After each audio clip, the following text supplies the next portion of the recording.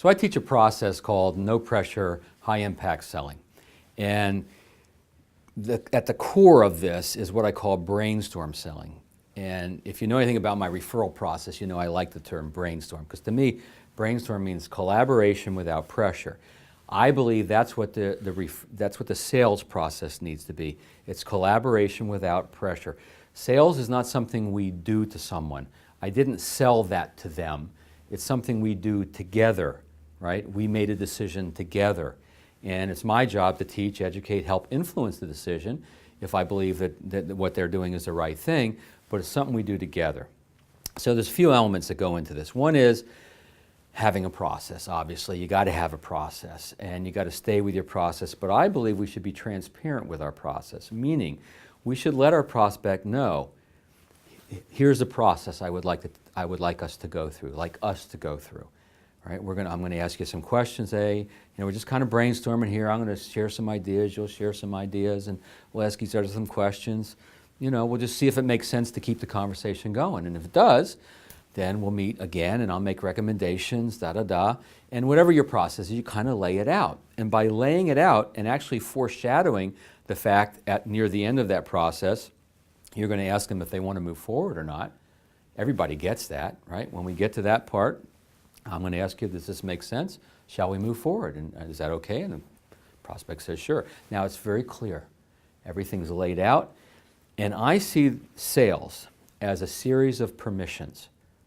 Right? That's my philosophy around sales. We're just getting buy-in along the way. A series of permissions.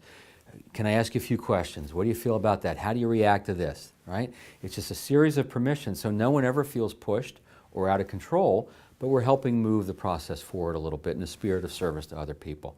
So brainstorm, series of permissions, have a clear process, let them know what the process is.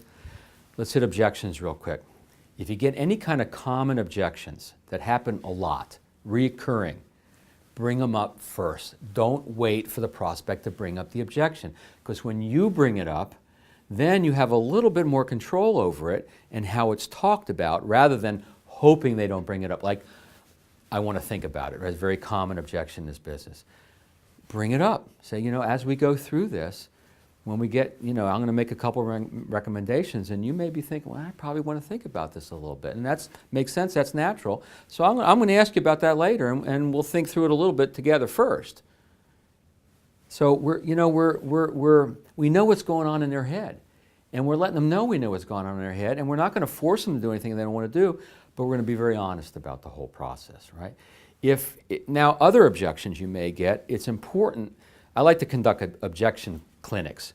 What I mean by that is, when I teach referrals, what are the objections you get around referrals? Well, I don't know anyone. Let me think about it. Give me your card, right? So what we do is we prepare conversations based on every one of those objections, questions you want to ask to explore the objection, and then how you might reframe their thinking. We're not trying to rebut. We're trying to understand the objection first, and then perhaps adjust their thinking. But if you haven't thought through that and haven't really gotten confident in that, then when the objection does come, you're going to get bumbly, you're going to fumble, you're not going to know what to say. And we know that if we're afraid of the no, we won't do what it takes to get to the yes. And so then we start avoiding certain things, knowing we might get an objection. But now, if we're prepared, it makes all the difference in the world. One more quick thing about closing more sales. Now, I don't really like the word closing, because really it's the beginning of a relationship, especially in financial services. It really isn't a close in most cases, but we're all familiar with that word. The best way I found to confirm the sale, confirm the relationship, is to make a recommendation or a suggestion.